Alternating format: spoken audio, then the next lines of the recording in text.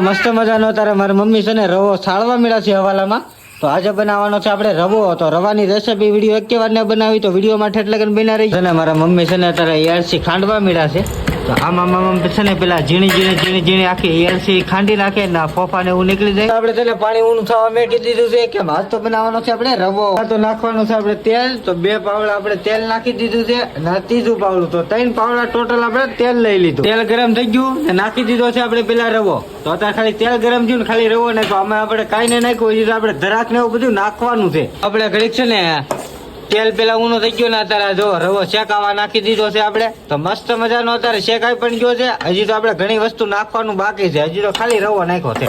ગરમ પાણી કર્યું હતું અત્યારે આપણે પાણી નાખી દીધું છે ને જો પેલા આમ છે ને આમ અલગ અલગ કરવાનું. આપણને બહુ એટલી બધી ખબર ન હોય. આજ મારા મમ્મીને પૂછતા જવું આપણે કેટલી વસ્તુ નાખવાનું. મારા મમ્મી કહે છે તમને હું નાખવાનું છે બા?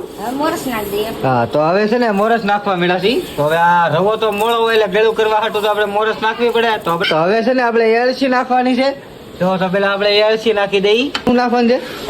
હવે નાખવાની છે ધરાક. તો મસ્ત મજાની ધરાક. આ ધરાક તો મને બહુ ભાવે. ઉભો 100 હાથ ધરાક તો ખાઈ ગયો છું ને થોડીક વધી આપણે રવામાં નાખી દીધી. આપણે 5-7 મિનિટની માઇલ પર આપણો રવો થઈ જાય તૈયાર. ને બનાવતા હતા ને એ તૈયાર થઈ ગયો છે ને થોડી વાર આપણે સડવા દઈ ને પછી આપણે થોડીક જ વારમાં આપણે છે ને વાળું કરવા બેસવાનું છે. તેવા આપણે રવાનો ટેસ્ટ મારી. તો આ રવો આપણે ટેસ્ટ કરી નાખ્યો છે. તો મસ્ત મજાનો રવો બની ગયો છે ને આ ભાઈ જોવા નીકળી ધરાક જ લઈ લીધી છે આ ભાઈ.